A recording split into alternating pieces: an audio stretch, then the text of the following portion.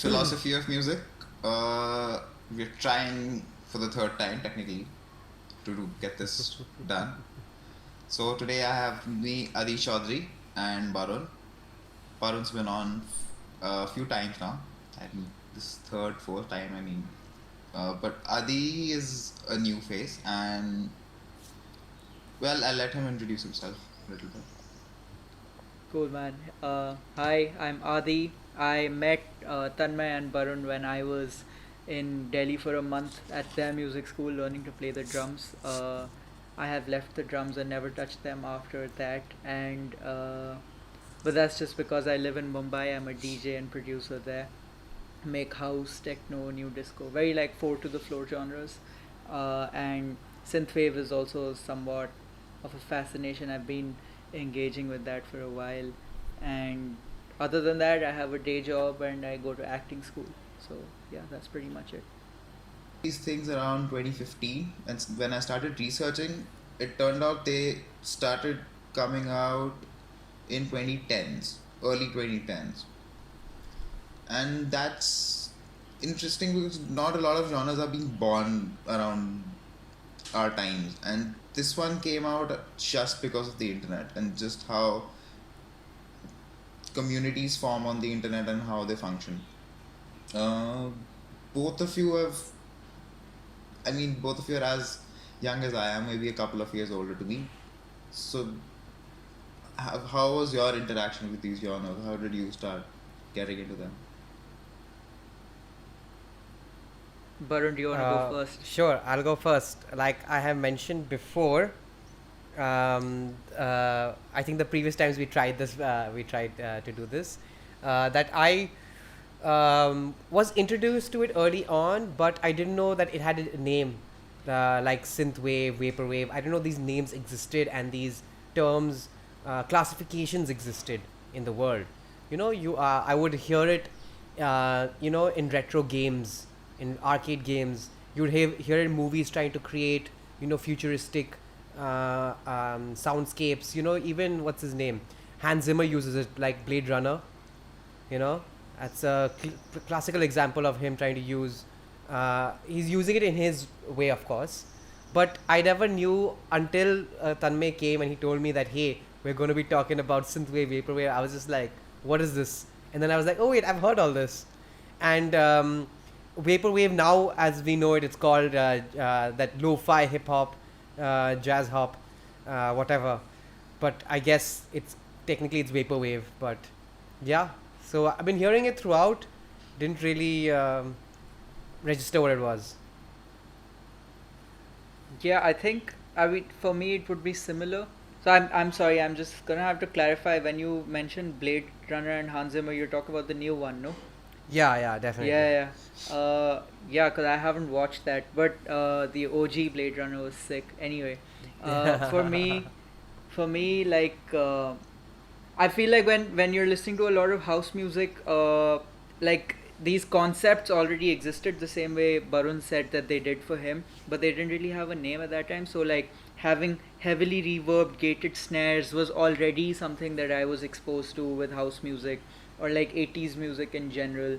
Having like really like chuggy, pulsing bass lines that are going on eighth notes with like a tonic and then the same thing an octave up. Like all of these concepts already existed, but like it was hard to put a name on them.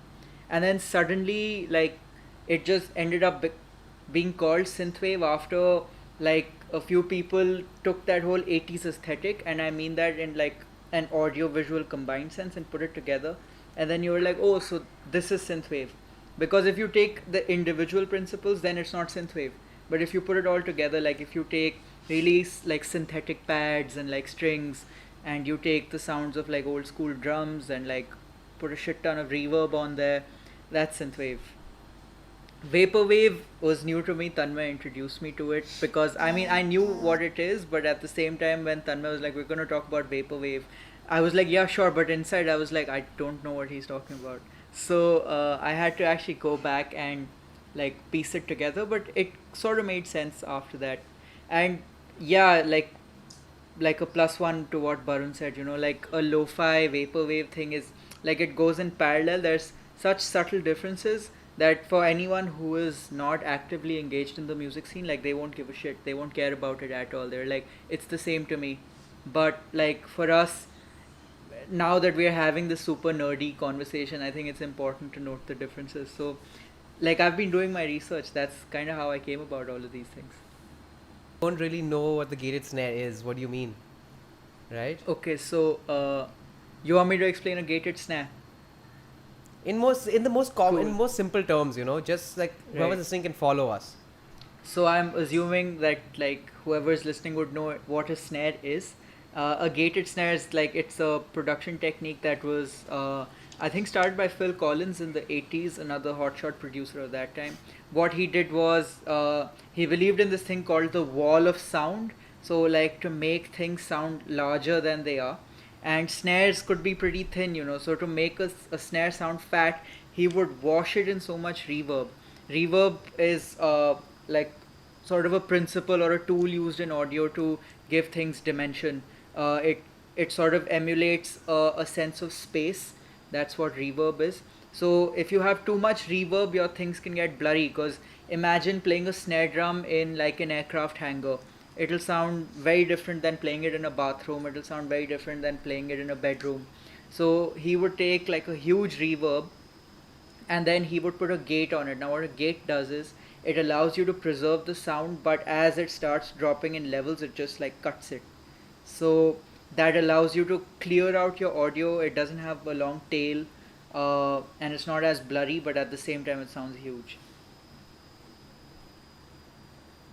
I think I was still The way it has affected up the culture now, how we are obsessed with lo-fi, and how you said it's now in movies, and Barun pointed out the lo-fi hip hop jazz hop thing. This all stems out of vaporwave and this whole way of production, where you take a sample, you stretch it out, and then you add some effects on it, just two, three more instruments, and there you have a song. But I like to go to Urban Dictionary time to time just to randomly search words. Some of them are really interesting. If you ever do that, it's a very fun exercise. I once searched God because I just do that, and one of the definitions were a person whose opinion on eating pork is not very like people don't have a common answer to what God thinks of eating pork. That was a very fun illustration down for it as well. But if you look at the definition for vaporwave on Urban Dictionary, there's a definition from 2012, very simple one. Ironic critique of global capitalism in the form of sample-based infomercials and home shopping networks. So it started off as an ironic critique, which has round up into a general use of old samples again. Oh, Barun, would you like to comment on? I think I mean, I'm coming from a point of yeah. view because Adi was, and I should have let him mention this a little more times, but in the last time, like the last time we tried to record this, he was trying to emphasize on how we want to bring back the sounds. Well, this genre started off at critiquing that, and then it has come a full circle by having people do that just non-ironically. But did it critique it? Like, if it's using elements of that, is it really going against what it stands for? Isn't so it just isn't if it's going in like a circle? Isn't it technically feeding off of that to power itself? It is, but that's the beauty of it. That's the beauty of internet. Right. Exactly. Exactly. it's also the genius behind it, right? Like, so I mean, it took someone. I have Tanmay on my Facebook, so I know he can like post some weird things at times, So like I know that it takes someone like him or someone like me or someone like you to be able to spot the genius of it, Like it's not for your average layman, If you look at some Instagram blogger who's like, yo, get my 10% discount on your next iced tea purchase or whatever, for them lo-fi is a vibe, like it's the aesthetic.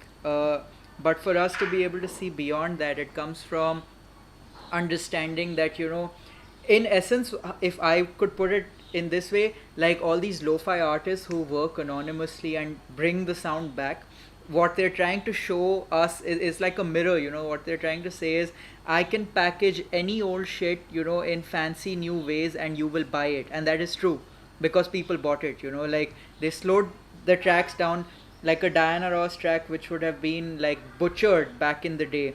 So my family, when they were trying to get an understanding of what I do with synthwave, I was like, I'm trying to not replicate, but like get inspired by that new order sound, or just generally very 80s dance pop sounds. And they were like, that was trash, like no one would listen to that. How do you find that cool? Our generation finds that cool because you've slowed things down. Maybe there's a little bit of digital production chops which our generation, because of technology, can bring to things. But generally, like, it only goes to show that repackaging that old shit in a new way, because of like the internet, has allowed us to consume it and be like, yo, this is so cool. And it just gets cemented every time.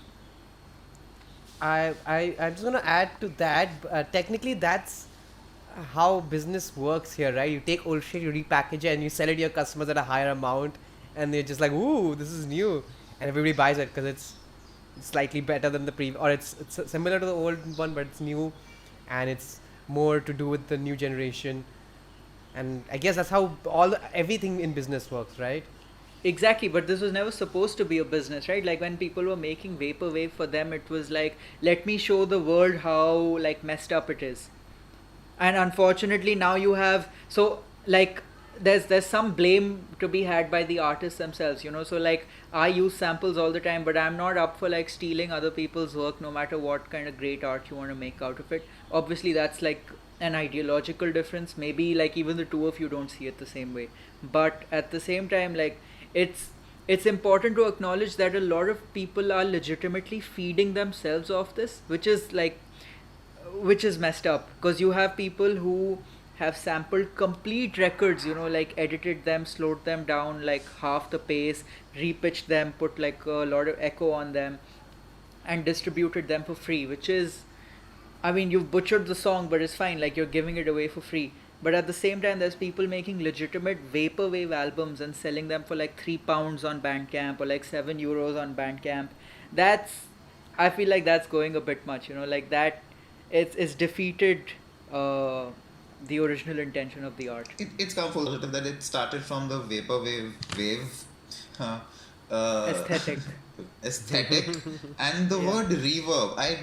I'm not sure if our generation would, the non-music listening and non-music producing people would know what reverb is, if not because of vaporwave and how much. Because now if you go on YouTube, every psychedelic song has a slowed reverb version of it.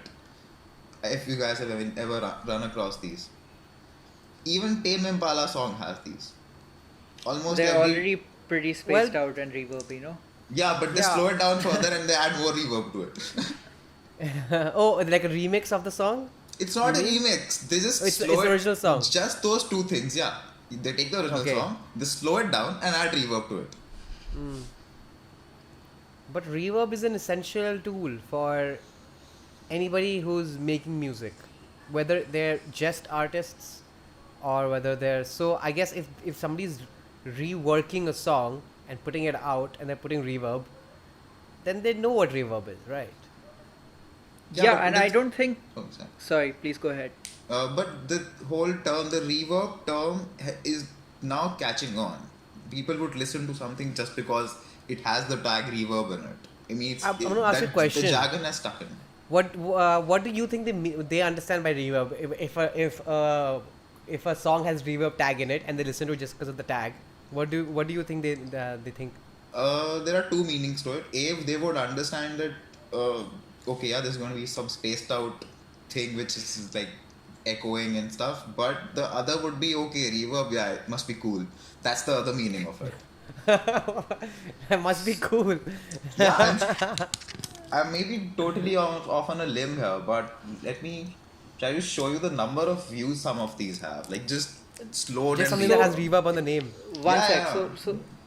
I feel like you are on to something here which we can definitely probe. Generally, though, I mean, I would say that I don't think my like non-musician friends or people with no audio background have any clue about what reverb is. No, But no. at the same time, now that you mention it, that people would associate like space, or like being tripped out, or like lushness. Like lush is the word I use a lot. It's definitely because of internet culture. So like I know that every time I'm speaking to someone, I'm like, yo, I need you to record vocals for me and give me like multiple harmonies so I can make it lush. Like I'm pretty sure Quincy Jones in the 80s or like Phil Collins in the 80s didn't say lush, or maybe they did, I have no idea. But at the same time, now that you mention people's association with reverb representing huge space, it actually kind of does make sense, because unfortunately today like subtlety is hard to acknowledge even for music producers. And I don't mean to like spew hate on anyone, but you look at a music producer who's like 15, 16 years old, barely 3 months in the game, like overly compressing everything, like putting a lot of reverb on everything, distorting everything as much as they can, because the ear is just not tuned to like subtle changes. It's the same with me. Like I can't tell subtle compression from larger compression, but I can tell subtle delays from like longer delays, and I can tell subtle reverb from like larger reverbs, right? So it's also just, I think, a generational thing, because from a mastering perspective, from a technical standpoint, music is louder than ever. Like it's less dynamic like compared to before. So it's like relatively louder, and we are just used to everything being in your face and apparent. So anything that is hidden or subtle kind of misses the ears of people. But that's also because they're not listening actively. They're like bus chal raha hai piche, like when I'm maybe doing something which is questionable in my bathroom, like something I don't want my parents to find out, then I'm gonna do that and play something spaced out, even though like a Michael Jackson record would have like a lot of reverb on it. I have a lot of points to add to it, or to just discuss, depending on what Adi said. The first was, so as someone who's in the music field, when you would say lush, if I were to come to you as an artist and you said lush, I would be thinking of a type of sound or reverb. I wouldn't be thinking, I wouldn't be thinking, ki, okay, he's going to make it sound bigger or wider or more spaced out, right? Now, definitely, people know what reverb is. Not technically reverb itself, because I have interacted with a lot of artists, a lot of non-artists, a lot of students who are first time into music, and a lot of laymen. And when you say reverb, they don't really know what the word means, but they understand the aspect of it, which is that it's this large echo that appears because of a room. So the moment you say, hey, if you go to your bathroom and sing, you can hear yourself a lot, and they're like, oh, that's reverb, amazing. So they kind of have an idea what it is.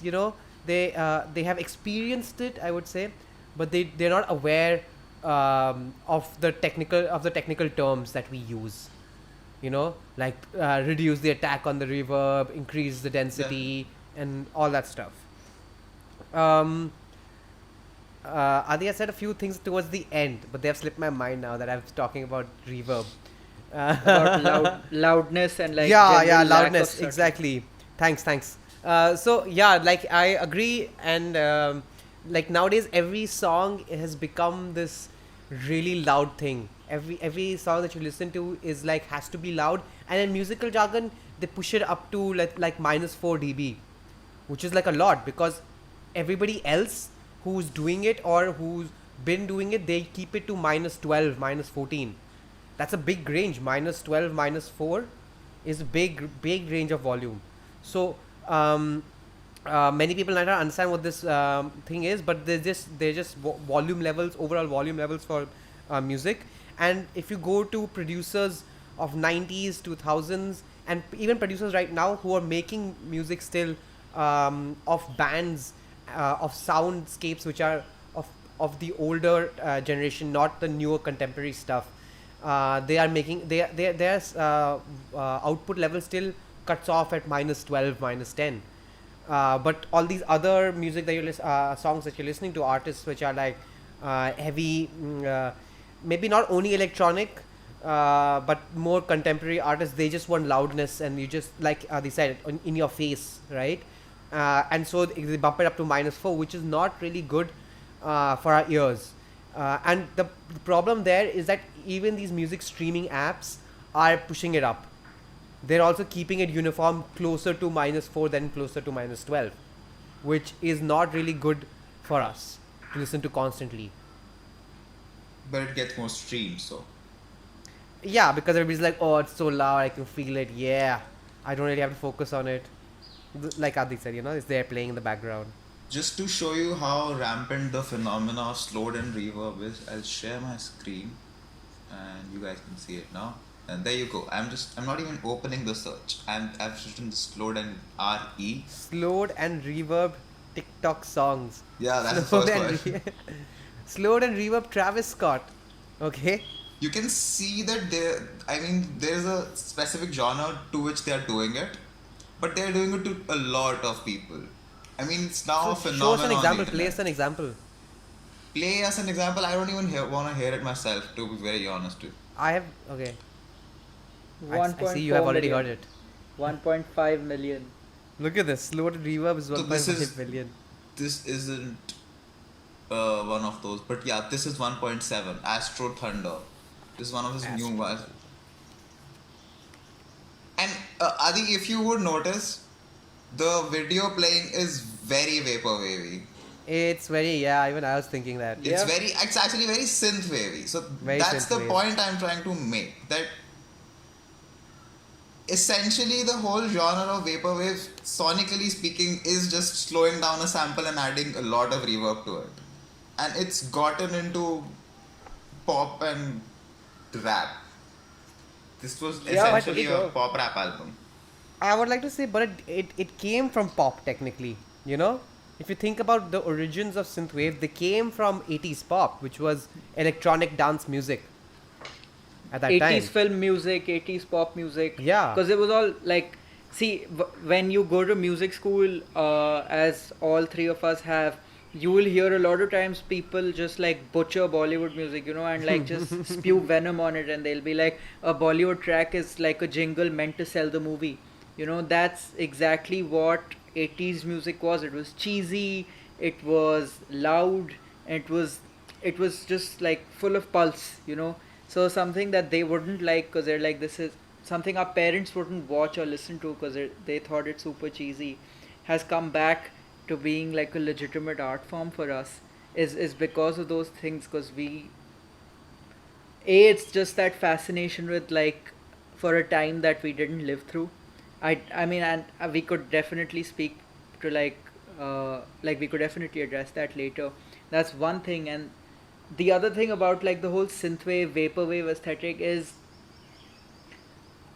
like, I don't know, I feel like you guys would be like better, like, people to comment on this, like have more expertise. But generally, like, is like drug use on the rise? Because when people are in like the reason to slow something down and to use so much reverb from a sonic perspective would either mean that you're tripping, or that things are too overwhelming around you and you really need to chill out and slow down, because those are the two things that this would help you achieve. If you slow down a vocal and if you add reverb to it, then it creates a sense of like it slows things down. And I don't mean that just because it's been stretched. It's just like things are happening slowly, so if you're tripping and you're doing that as well at the same time, then you're in a different mind space. So maybe it's also a coping mechanism, I don't know, because things are more overwhelming than ever, right? For our generation, you see like mental health being a topic of debate every other day,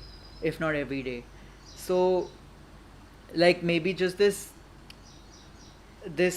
like gravitation towards a stretched out reverb sound is because people are like, things are happening too fast and I can't process them. So when I lie down on my bed for 5 minutes, I need to listen to some really spaced out slow stuff so that like I can gather myself, Like I'm assuming that could be it. Or drug use is on the rise. I don't know. I think that you may be somewhat right with the former, where you're kind of talking about people need to calm down from their hectic lives. I can't really say the same thing about drug use, because drug use has been rampant throughout our history, right? And in the 80s and 70s, when they took drugs, they went to these disco clubs and electronic dance clubs, and they, with too fast and pumpy music, they really uh, rode their high. Right. Right. So I wouldn't. Maybe our vibe now is just to kind of more chill than it was then. I guess more chill, if that's really a vibe. But I don't really know if we should say drugs are the reason. But maybe because our lives have become more hectic and there's a lot happening in everybody's kind of having so much going on in their heads, that they kind of need to listen to slow music to calm them down. Right. That Sorry, was a hang on. possibility. To your point, Barun, it shows in the videos also, like some of them are cringe max.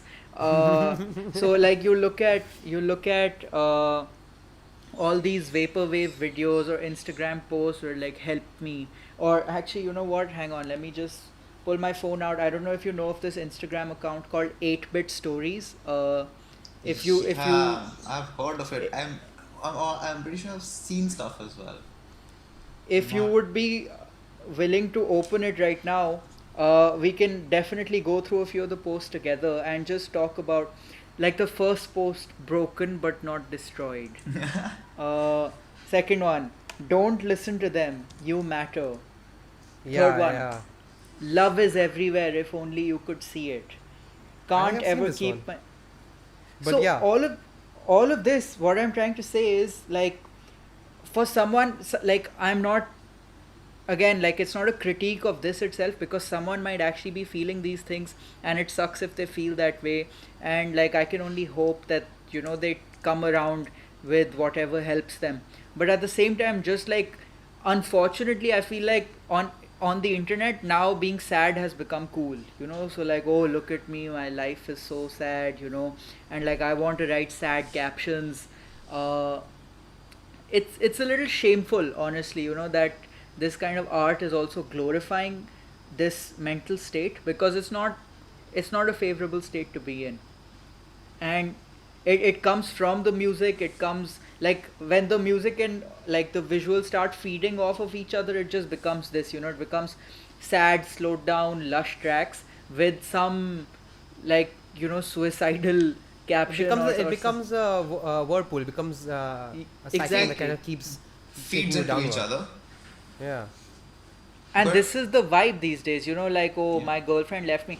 People in the 80s were also making tracks about girlfriends leaving them, but But like, it would be like, I don't know, like, it was a little more badass, I would people like in to the think. 80s were making tracks about them being depressed. I mean, I'm not saying anything bad about people who are making tracks right now, but they were doing it then also. So If I'm not not, so if subtly, if exactly. not so openly. Exactly. So I don't think it's about being depressed as much as it could be about thinking you're depressed, because they're very different things. Mm-hmm. Like, to be actually, and again, obviously, this is beyond my expertise or even beyond my understanding, but obviously, you can't tell, like, I don't know if Tanmay is depressed or thinks he's depressed, like, I don't know that, because only him and his doctor, if he goes to one, can Yeah. decide that. But We're not professional enough to tell, or proficient enough to tell that difference, right? and yet artists willing to make money, or like build hype around their work, use this as an aesthetic, like, oh, look at me, like, my life is so sad, and I've made this new mumble rap track, in case you guys want to listen to it. Like, you're using either your real state of mind, in which case it's fair, or you're creating something up so that it can relate to someone who's feeling that way, to sell a few records. Now, that is nasty, like, I feel like that's kind of But where the scene is going I wrong. have a point there. Yeah, with exactly what you just said right now. If you don't mind me interjecting and sharing my point of view, there are people whose lives are like that, and they make music about it, like like Linkin Park did, where Chester, all his songs, when you actually listen to the lyrics, they're about his mental issues. Right. Um, but then there are a lot of artists that I have experienced through my life now that I've become a professional musician and who are able to easily put themselves into a different situation or write songs about a character and who has different problems or has is in a situation, and this music is amazing, but it doesn't have to be their life per se, right? And so I mean I don't think it's wrong to do that, because that's also skill to have, you know. That's like that's empathy technically. You're putting yourself in somebody else, you're seeing the world from somebody else's eyes, and you're being able to bring out those emotions. And especially if you can do that through music, then you've reached like a height of empathy almost, because it's kind of hard to do it in music, and you're doing somebody else's emotions through a hard medium. That's like difficulty level extreme. Yeah. You know what I Yeah, mean? for So sure. For I sure, get what for you're sure. saying, where some of these guys who sing about, pretend to have these problems and then sell albums with it is definitely something that needs to be checked out, and it's not really cool. But there's the other side of it, where the people who are able to kind of, you know, express these ideas without without being like, oh, I'm pretending to be this person, right? Yeah. No, point taken, man, for sure. Like I think that's exactly like I think you put it better, because it's what I'm trying to say, that you know, for some people it's legit, and obviously if you are coming from a space of empathy, then like go for it, you know.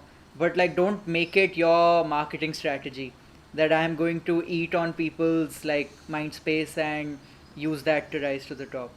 Because then that's capitalism, and that's exactly what the scene like was going against to begin with, you know.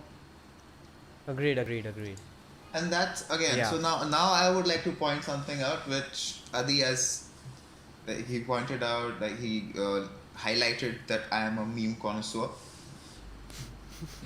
What is uh, this movement has been very typical of a meme.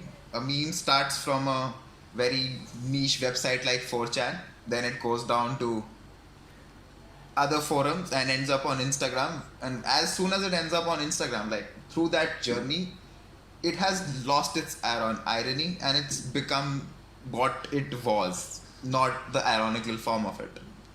And you see that in Vaporwave as well.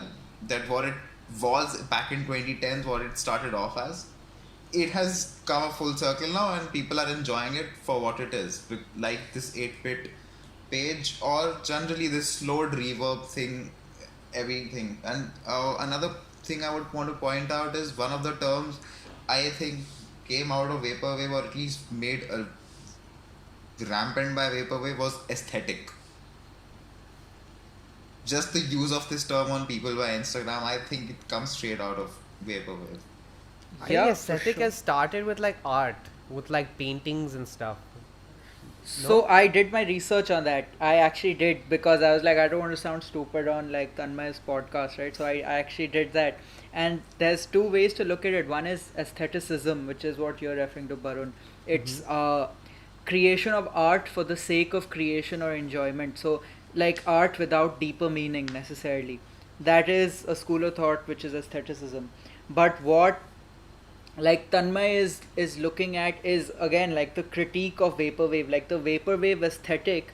When the vaporwave artists originally brought it about, it was to show people that you know you have, or we have rather, everyone I would say has become so enamored by how things look that we are unable to differentiate the real from say the fabricated, you know. And this goes to show in very simple examples, like you look at uh, like a phone, a simple thing like a phone, you know. Or actually I'll give you a more old school example, a synthesizer. Today your laptop, as we discussed earlier, is capable of doing so much more than like a hardware synthesizer. And yet people like me, and I'm totally guilty of it, want a hardware synthesizer because it looks cool, because and only because it looks cool, and I like, to some extent I like being able to touch the knobs and the faders and this and that. But obviously that's secondary, right? Because I know that the sound quality cannot match, like that whole analog character versus digital is a super personal thing for people. But at the same time, quality wise, you know that the digital ones are hitting it out of the park, that the analog one doesn't stand a chance. So why do I want analog? It's because Behringer has compelled me and made me believe that I must have it or my music will not sound good. And now that my analog synths are in Mumbai and I haven't used them for 3 months, I have churned out more music than I have since, like, like I've just been making so much more music, right?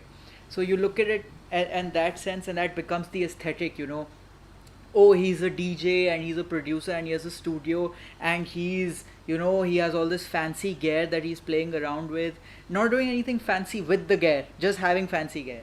So it's a critique of myself, but it comes from this whole, like, aesthetic scene, like, because, oh, I have to look a certain way or be presented a certain way to the world. So that image of oneself has become their aesthetic, like, even yesterday I saw something super disturbing. I don't know where I saw it, probably on a friend's Facebook.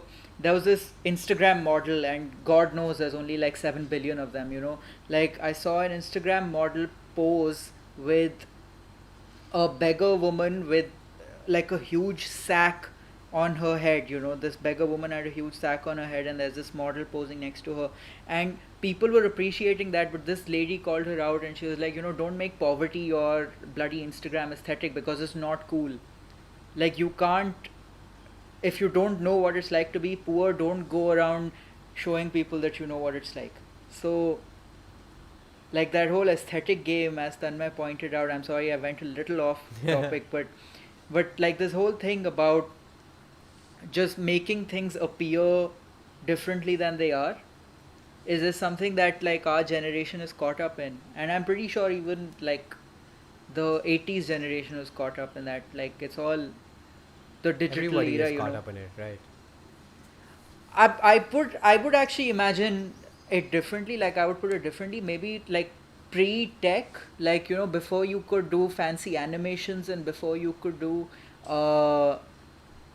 like computer music, or before you essentially could engage with the computer as an active part of your life, people were still very grounded in their real world. They were like, acha, bazaar jana hai, sabzi lena hai, kaam pe jana hai, wapas aana hai, we'll read a book or listen to something on our gramophone and we'll go to bed.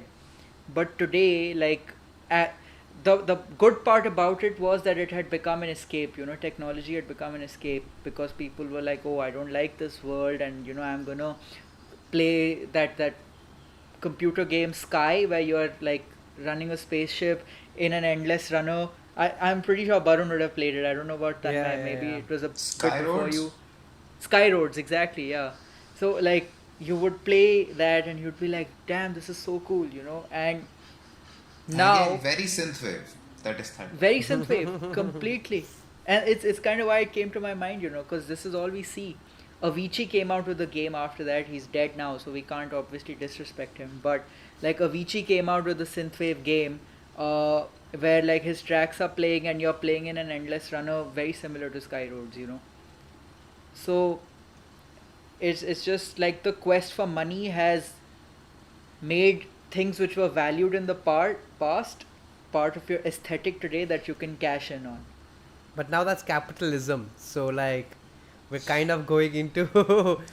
But But I want to. Okay, sorry. Actually, sorry, Tanmay, I want to pick up a point, which is going to be like, which is the main argument of always, and I guess which sort of blends into the argument of synthwave, is the analog versus the digital. This is the classic argument that everybody will have, and everybody has to have, supposedly, And technically, I feel like vaporwave and synthwave also belong in this argument, because they're digital music. It's digital music, technically, right? Even if you're using synthesizers, which can be analog or not, it's still digital music, very, very directly, right? So, I've used a lot of analog equipment, and I've used a lot of digital equipment in my life. My life is not that long, but I've still used it in the how many X amount of years that I've been working, and I do get where you're saying, where the digital is like right now, especially, it's way more supreme. It's got all these cool things that you can't achieve in real with analogs. But there are a lot of cool things that analogs can do also. Of course, I'm giving a very on the fence overview here, because I've used a lot of especially pedals, analog pedals. I've used a lot, and they have character of their own compared to digital stuff, which don't usually have characters, unless you get like a really high-end digital software, which is like getting a high-end analog software. It's the same thing, except it's digital and not. Now I feel like this kind of leads us into the synthwave, vaporwave area, because earlier they were using everybody was using, especially 80s, and then the rerun of the 80s, where synthwave became a thing. They were using a lot of analog synthesizers to make these sounds, right? And now, of course, during this time, people have kind of taken those synthesizers and emulated them digitally and made them better, and so that you can, without having the very expensive analog synthesizer, just open it on your laptop and do the tweaking. But yeah, again, that was the aesthetic, that was the vibe. Standing there playing your keys, turning the knob, changing the wave sine wave, and just making, tripping people out with it. So I guess, I mean, this is a dark part of this is a dark argument to have on the internet, especially where everybody's listening and can hate us for it or love us for it, depending on which side they're on. So it's just my point, yeah, that they both are, they've got their own vibes. Yeah, for sure. I mean, +1, they have their own vibe. I use an analog distortion pedal, obviously, so I can understand where you're coming from. I use, but it's also important to know, like, a lot of people, and the reason I'm so critical of it is, like, once you spend enough time doing something, you can tell when people are talking sense versus when they're talking out of their, like, when they don't know what they're talking about, when they're not worth their salt. Yeah. And a lot of times, for people, it's just like, hardware hai to analog ho gaya. Like, no, it's not the same. Hardware versus software is different from analog versus digital, because you look at a Yamaha DX7, one of the most popular synthesizers of the 80s, was a digital synth. It's not analog. But for people, it's like, acha, if it's a real thing I can touch and feel, must be analog. A reverb pedal cannot be analog. It's always digital, because an analog reverb means being actually in that space to play it. That is analog reverb. So if you want to play in an airfield and that airfield is being recorded, or you're miking the airfield, that is analog reverb. But if you are if you are emulating an airfield through a pedal, then that's digital. Then, like, it stops right there. Then don't ever call it an analog reverb pedal, because it's not. And I also agree, so I think a lot of it ties back to the whole synthwave thing. It's the rise of synthwave which has let hardware come back. Like, people are buying Moogs. People today, unlike, say, EDM producers from even 7-8 years ago, who were not really buying a lot because they were like, my laptop is enough and I'll just run Omnisphere, Silent, and make my banger. Today people are actually considering buying an analog synthesizer, or like a vintage delay pedal which runs on like a Bucket Brigade thing. So it's not going to give you 12 seconds of delay. Maybe it'll give you 3 seconds at most, but it's going to have that delay sonic characteristic is going to be so dirty that you might actually vibe with it. And it's coming back because of lo-fi and this synthwave culture. So again, like, it just ends up becoming about capitalism, but I guess that's what it is, because these guys were out to rat it out. They were like, you just can't stop buying things. And then, like, all these instrument companies were like, yeah, why don't you buy this to make your lo-fi record, So next thing you know, you are buying a Moog clone, like a Model D clone, to make the simplest of sounds, so that you can make a lo-fi record which is mocking capitalism. And then next thing you know, you're gonna go buy a Behringer synth. I've been wanting to buy some analog synths myself. But nowadays, most of these companies are now pushing their things into softwares, which is pretty cool. No, that's actually, so from what I've been seeing, it's actually the other way around. Like, software exists, obviously. Mm-hmm. and software is a boon. Like it's the greatest blessing for someone who tours a lot, or is just like, in different places a lot. But for someone who has a home studio, hardware is coming back big time. Like modular synthesizers are becoming a thing. I mean, they already were, right? But like now, having a small modular setup for oneself is is something that people aspire to have. Like, so you guys are guitarists, and I only recently started learning how to play the guitar. But I mean, unlike any other guitarist, the first thing I did was build my pedal board and then start learning the guitar, because I had a background with making music or like processing drum machines and synths. So I was like, okay, I can still use the pedals even if I don't know how to play the strings, right? So that's where it came from. But this is happening. People are now buying more hardware than ever. Companies are pushing out more hardware than ever. And it's not just MIDI controllers, it's proper synthesizers. Like if you just open Behringer's catalog, you can tell that it's mass produced, mass customized things, because the frame is the same. It's a rectangular synthesizer, tabletop synthesizer, which is like it's basically a long rectangular synthesizer, and they have 7 retro variations of it. They have a Moog, they have a Neutron, they have a Pro one, they have a Cat, they have a strings module for it. And it's only because people who are so enamored by that retro sound now want that retro feeling of making music. Because suddenly making synthwave on a computer doesn't seem synthwave enough, you know Of course. Yeah. so I Yeah. like Yeah. I know that there's so many plugins, obviously, and they will be the way forward. So let's say like we go on tour or something, then obviously you can't carry your synthesizers with you.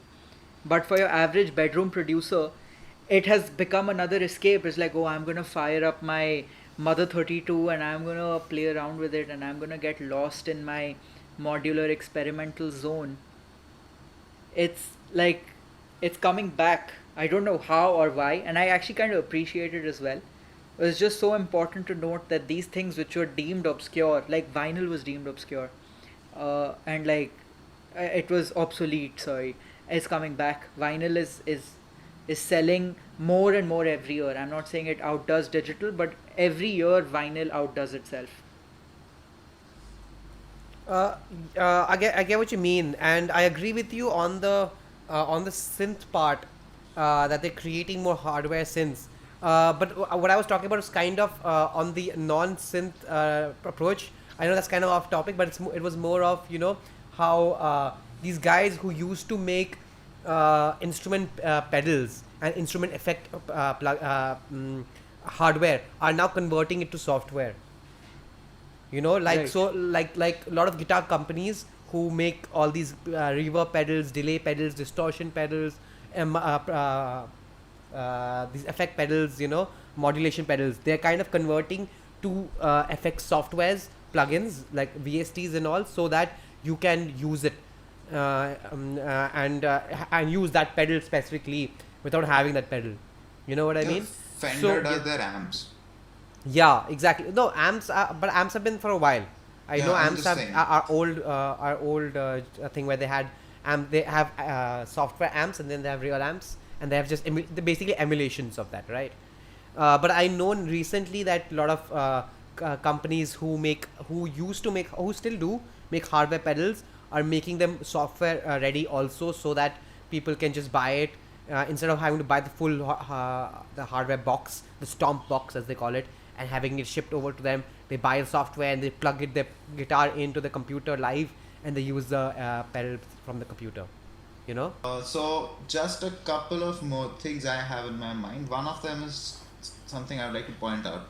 Vaporwave does not use generally they are very normal samples, old music, but sometimes their samples are very obscure. So one of these examples I could find was that there was some dude who used to work at a company which got closed down, Kmart, which was basically a supermarket, and this dude had audio files of all their music and advertisements which used to play in the supermarket, and he put it out there on the internet, and they a lot of producers used those samples. Basically it did the same thing, slowed it down, blah blah blah. We know what, if a producer listens to it, they know what's been done to it. But that's the interesting part of it, the obscurity of it. Nobody would really think of taking a sample out of a Kmart or a supermarket sort of a song and then turn it into a different sort of a song, which is vaporwave, laid back, listen to. That is one thing I'd like to point out. Any comments? Uh, Yeah, go for it. I mean, it's this whole sample thing. Like again, Tanmay, I think you always find like sensitive points. You know, you touch a nerve always. It's sampling is so I see the genius behind it, wanting to sample Kmart like stuff, sounds, whatever, and making full tracks out of that. That is definitely genius. But at the same time, now that you mention, a lot of producers use obscure samples, I don't really think it's that hard anymore, you know, like, so we shit on internet culture always, you know, we're like, acha, aisa 2 minute mein gana bana liya ye wo, but at the same time, you're using the internet to thrive, and that just goes to show that today, if you have some kid in Faridabad who wants to make vaporwave or lo-fi hip-hop, and he's 15 years old, like living in the times of COVID, never been to Japan, he can quickly fire up YouTube, take a sample of some random Japanese anime or whatever, some Japanese city pop song. Sure, it requires effort to actually seek it out, but if you don't know Japanese and if you don't know the context, any sample will sound cool enough. You know what I mean? Like, so I recently just took my grandfather's tape machine because he doesn't need it anymore, and like it's part of my aesthetic. So like I'm using tape samples now. I use some of his tapes. I went out to Chor Bazaar in Mumbai. It's like one of those markets where you get a lot of old stuff, and I bought like cassette tapes for $40 per tape, and I've been sampling those. So I'm not trying to point out a difference between me and the guy who would get an easy sample, but it's just the process is more rewarding when you seek your own samples as opposed to making it like a 5 minute affair, you know, where you're going on to YouTube, ripping a file and being like, oh, this is my loop. So like that guy who sampled the Kmart tracks, it's that art is very close to him, it's very honest because it's from his life. He worked at a Kmart, he had those sounds, and then he used them to make a record out of it. But at I'm the not same sure. time, I'm not sure if he made the music. He just put it out there, and other people just used it, just pointing it out. okay, so whichever way, like, so he made something of his life available to others.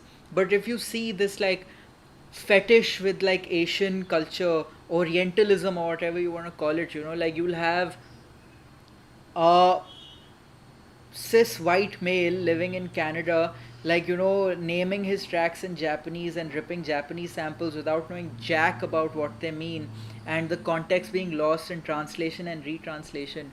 Like, I feel like that it's cool to do it once, maybe because you were like, oh, I liked this intonation, or I liked the way they said this word, you know, like in Japanese you have a lot of words which, like, you know, you could be like, oh, I like kawaii or how it sounds, you know, so sure, I'll sample it. But to to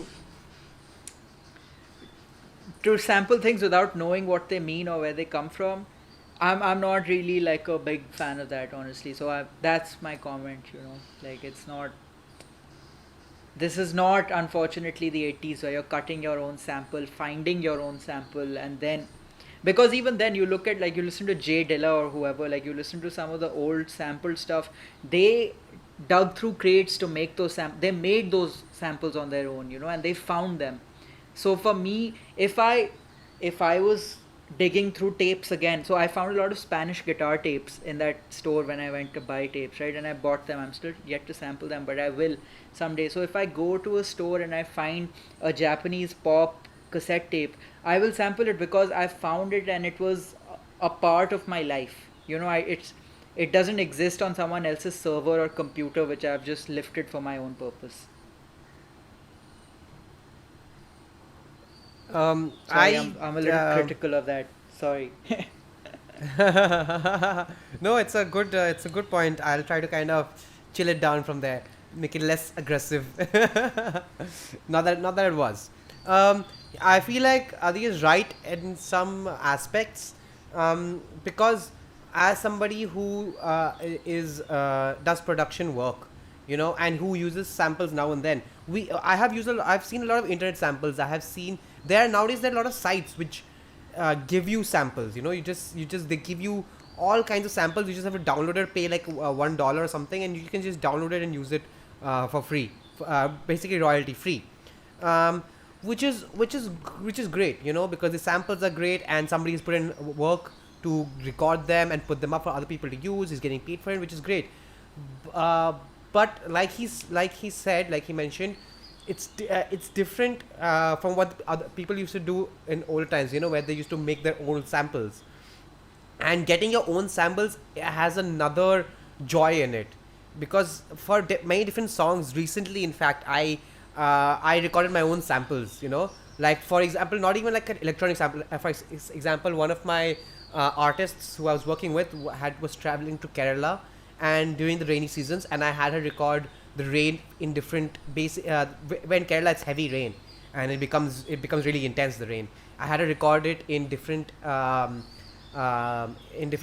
areas and different situations, like from inside the car, from next to a window, from covering, putting maybe a through a curtain, from the back of the car to the door open, to the window open, stuff like that, And when I got these samples, because I directed them, I said, okay, let's try taking a sample from here in this situation, this position.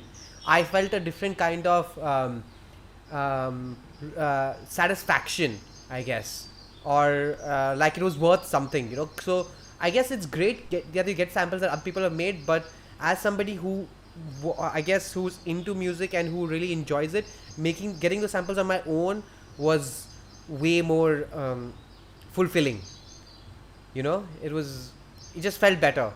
I could have easily gone. I have gotten sounds from an online source, and I've used it for a lot of podcast related work that I've done.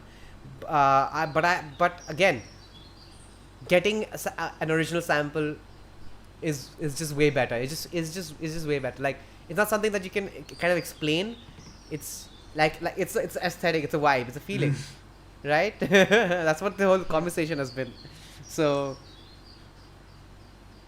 I guess somewhat I'm on Adi's side, but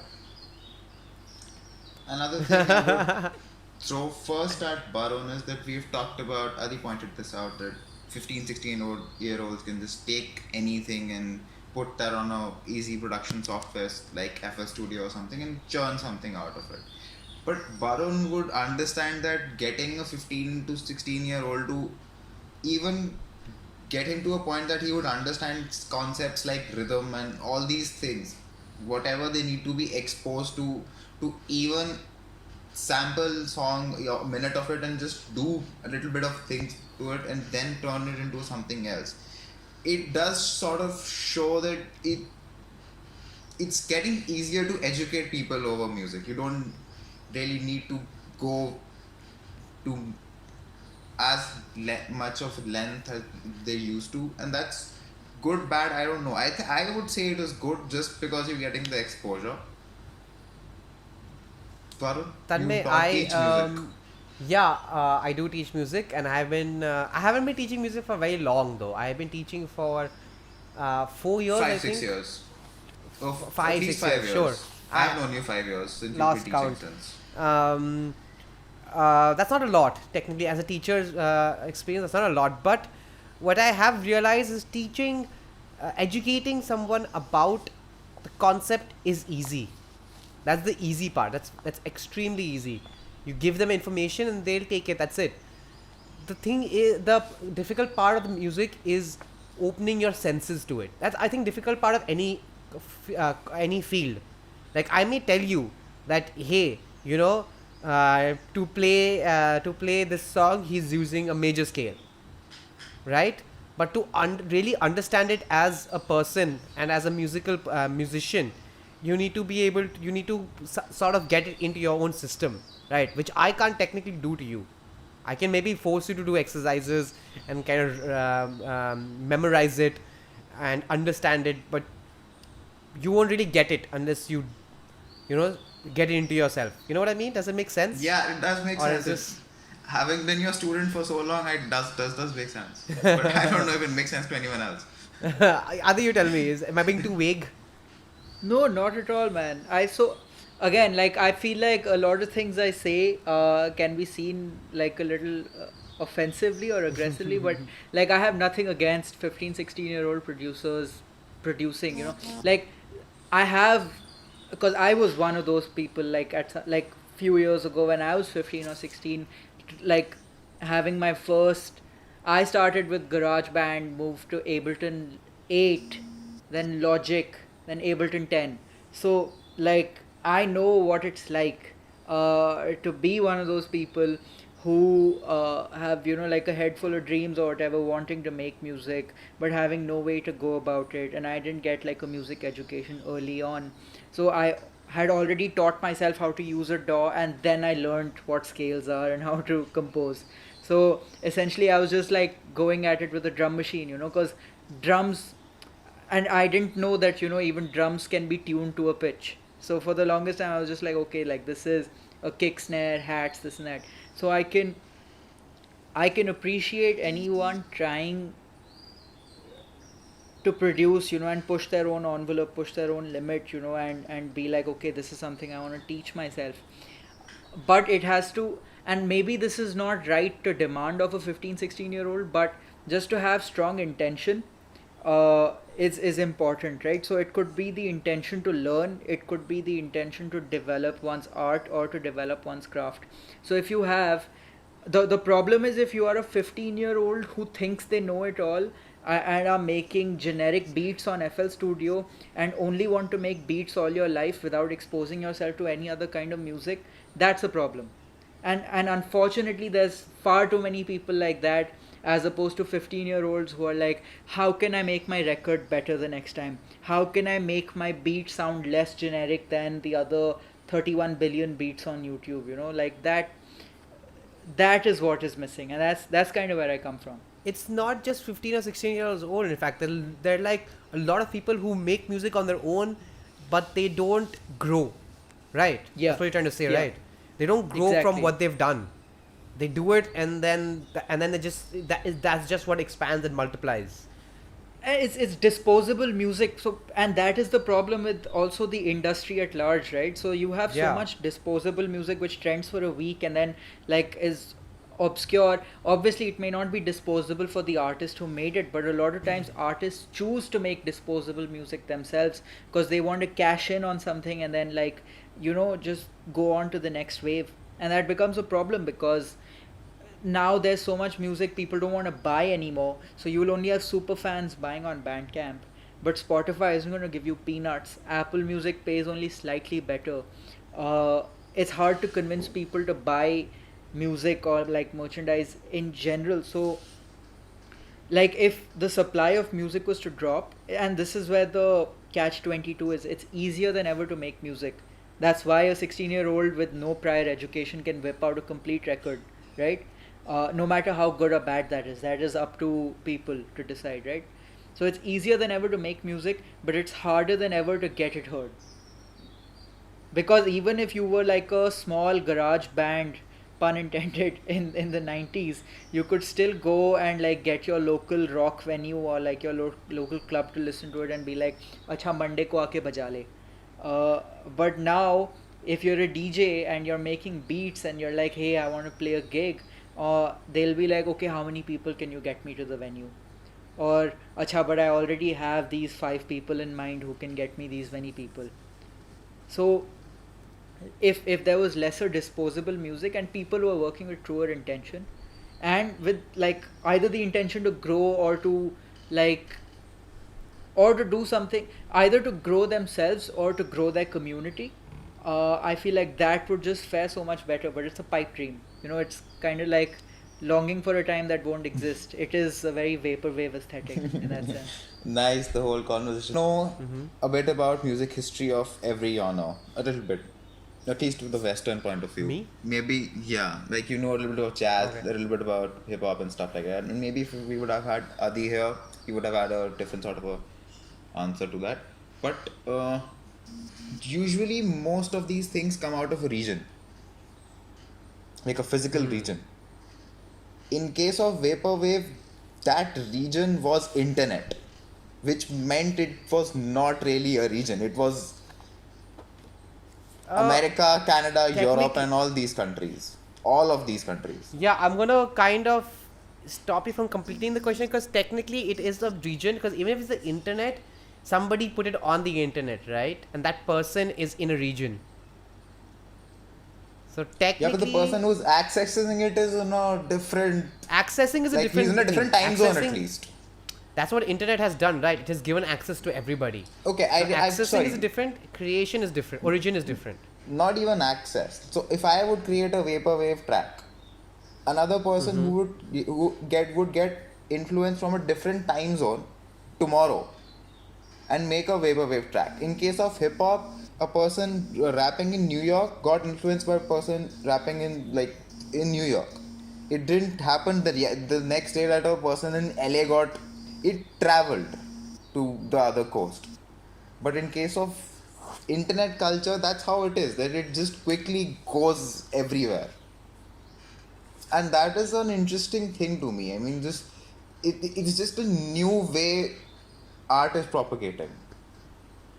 So if we actually go back to history and we see how it comes, if we go back to 70s and 80s, in the 60s what our Motown soul and funk was coming out, and in the 80s, what 70s 80s what happened is that turned into like funk and R&B and and disco and dance music, and electronic equipment started coming then in the 70s and 80s, right? So it was basically in America where they took this funk and dance music and started making it more electronic.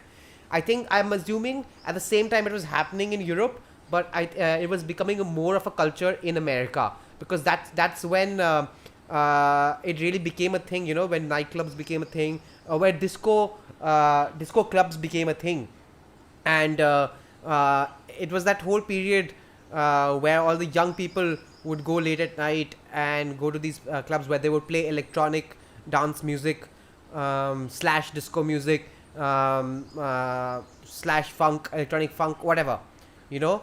And you know the African Americans were really taking it, were really booming at this point. They had acquired freedom and they were making themselves, their music known, themselves known, and so during these years, decades, in fact, is when I assume it came from. I assume it became a thing. So it technically originated there, I would say. I might be wrong also. And then how it came back to in the 2000s is a whole other story, which I don't think I'm proficient enough to talk about, or I know enough to talk about. Maybe Adi knows more there. About what, music in the 2000s, or like Yeah, how it the came back. awakening of these styles? Yeah, how they how they Uh, tried bringing it back, and like where they tried bringing it back and who tried to bring it back, all that jazz. So, like, honestly, I'm as clueless as maybe you are, but I feel like Tanmay is on to something here. You know, like when he talks about the whole the internet being a region thing. Like I've been giving this a lot of thought. You know, honestly, and it's good that you bring this up because if you look at it, it's because of the like widespread like propagation of technology and globalization, is that like our cultural boundaries have blurred, you know. So like while yes, it is very Indian to, like, you know, have dal chawal for lunch, while like your Japanese counterpart would probably have ramen, you are still like united by sharing a coke, or like not that kind, but the beverage, you know, like you're still unified with a Coca-Cola product, and you're still unified because you are listening to Spotify, which is everywhere, or or you are watching Netflix, which is everywhere. What you're watching may be different, but at the same time, not as different as what it was back then. You know, like, so subculture still exists, but now there's a lot of like homogeneity. I don't know if that's the right word. And as a result, like geographic boundaries don't really matter. I don't think they do, because like if Tanmay was a German dude sitting in Hamburg or like Berlin or something, and he was having this conversation with me. We'd still agree about the same things because this this music, vaporwave, synthwave, I would say mostly vaporwave, comes from a sense of longing, and it it's basically like an alarm which is very like melodically saying we fucked up, because that's this genre. It's about, oh, I wish to so you would look at any typical art in this genre and it would be like a video, like let's say a Pepsi commercial with like really slowed down reverby lush tracks, and what it does is it's actually meant to remind you of a safer time and of a safer day, and like a better place that you were in your life, a better situation. And what would you do in that better situation? You would go to the Kmart with your parents to get an ice cream. So a very capitalist endeavor was your safe space, and now that thing is something that you are critical of because now you have to pay for your own things. Now mom and dad aren't going to buy you ice cream. Now you have to go buy your own ice cream. Ice cream is not ice cream. Ice cream is probably alcohol, it's probably rent, it's probably food.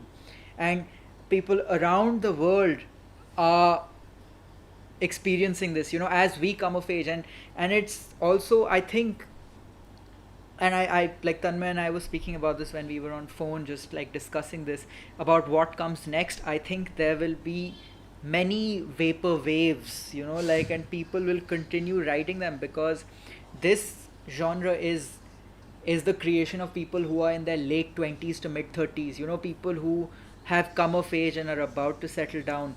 Barun and I are next because as we come of age, as we grow older, there will be a time of longing for us because who knows, like politically, we are as unstable as ever. So, like, if shit is to go south, we will make music about a better time, and that'll have its own sonic characteristic. Then Tanmay's generation will come. So, because of the internet, everyone around the world feels the same thing, the same way. And I feel like that's just like, that's the biggest draw of this art form, the I, relatability of it. I think Tanmay is our generation only. I think.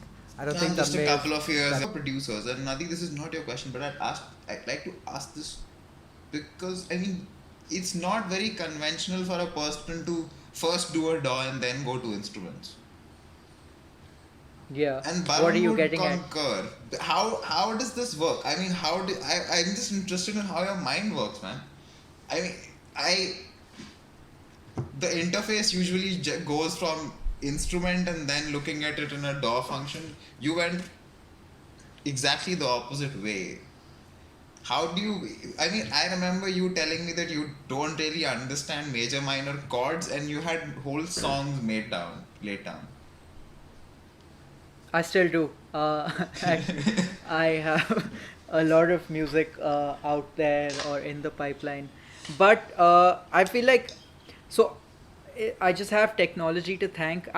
So to break down your question in the simplest of ways, if you're asking me how I visualize music, uh, I actually visualize it as a DAW. So if you were to play music thinking like, oh, I'll go from this fret to this fret to this fret, I'm thinking, okay, like I'm gonna go from like this, like I'm thinking in automation curves, like, okay, I'm gonna have my resonance go here with like a delay on it, and then I'm gonna make it pan, and then I'm gonna bring it back. So it's a little weird because I can't, like, the music is made after I sat down to make music.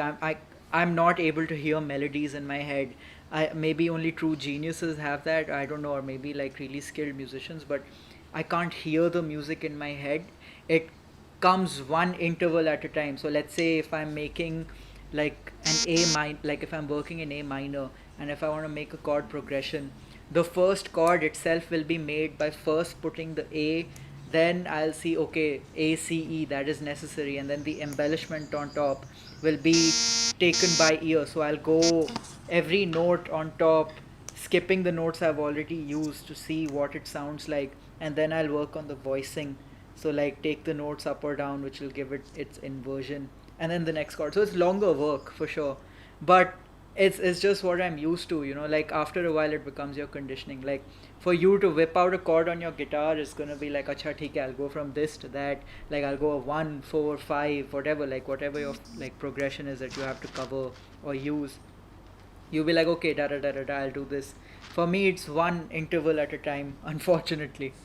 But then the processing becomes so much easier because I've just been thinking in delays and reverb and bit crush, you know, like. I think I would say that it's not some genius thing where you can hear the song and you think you can definitely hear a song in your head. I'm sure if you try to think of one of the songs that you've listened to 50, 100 times, you can sing that song on the spot, right? Whether it's off key, on key, nobody cares, right? Because there's no reference. But if a song, Right. if you've heard it 100 times, you can sing it. It's in your head, right? No, So I'm talking that- compositionally. Like to make new music, you know, like I don't know how people Mhm. go about that. The secret to that is that you don't really need to know an instrument. You don't need to know music, Tanmay, which is an answer to your question. So going from a DAW to instrument is possible, and I've had many students like that. The thing is that everybody knows music because everybody listens to music, and if you listen to music, you know music. You just don't know the theoretical aspect of it and how it works. But because you've been listening to music, say 20 years of your life, right? You can easily make a song that corresponds to everything you've heard. It'll be obvious that these parts were stolen from the song. Might be obvious, might not be obvious. That it's been influenced by these other artists and songs. But but that's how music works. Is you listen to other music and you make a library of how music works in the general world. And so you don't really need to know, oh, my A minor is ACE. You can just be like, that chord was this, it sounds like this. I just find the note. Obviously, it's tedious because you have to find it, you have to figure it out on your own. It's better for your ears like that, of course. Ears will get way more trained. But you don't need to know theory. You don't even need to be able to hear melodies. You just need to be like, oh, you know, that melody in that song sounded amazing. I will try to copy something like that into this. You know, play it slightly differently because my tempo is different, my beats is different, but I like that the movement of how it sounded, you know. So the final thing is that you don't really need to know. I mean, I shouldn't be saying this. I'm a teacher and I'm a producer. I'm a musician, so I shouldn't be saying But it. the But truth of it is, yeah, you don't need it to say a 15, 16-year-old, right? Had, like we were discussing earlier, made their first song.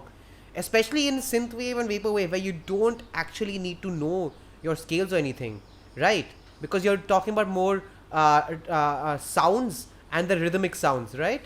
I might be wrong. Not because, at all. No. Sorry. No? But I feel like no. So I know where you're coming from. It's because the whole disposable music thing that today there's just so much trash out there. You know, in a synthwave yeah. template that you'll buy it. But essentially, synthwave, vaporwave aside, now if you put that aside, synthwave, because the sounds are so cookie cutter and so simple, the genius of it does lie in its compositional techniques, you know. So like if you take a simple melody, like if you have an eighth note melody, like an arpeggio going up and down, and then you replicate that sound and play it in half the time, and replicate the same sound and play it in double time, and you align them together and take the LCM, which will make a whole sequence. Sorry, I also think in math sometimes. So like if you make them fit together, it creates a beautiful sort of sonic landscape full of melodies which work with each other, playing the same thing in and out. But then now you don't need And- to know what you have played and what you have put together, right? You don't need to know the theory of it. You've just done it and you've kind of reduced the time, increased the time, and just put it together. You get what and then you get what I'm compose saying? on top of that also ना ऐसा एक Fair enough, तीन yeah, melody you से गाना compose- थोड़ा ना बनेगा. Huh, but now you have three melodies. If you've increased the time and you've decreased it, you have three melodies technically, right? You have four. Yeah. But Three, anyway, so like I was saying, like if there's a 15, 16-year-old and they start like this, then they can easily have an album, and then when they start making another album, then they can start be like, okay, I did this, was cool, but because now I know a little bit more about music, maybe they're 17, 18 now, and they started learning the guitar. Oh, they can do a little bit more to that album differently, you know, they can start putting in a little bit of theory. So theoretical stuff helps, and it definitely increases and pushes up your knowledge and your ability to do more, your skills. But ultimately, if you have listened to music your whole life, especially if you listen to variety of music, you know things. It's in your head subconsciously. Absolutely. All right. Thanks a lot, guys. Barun, you made us wake up so early, man.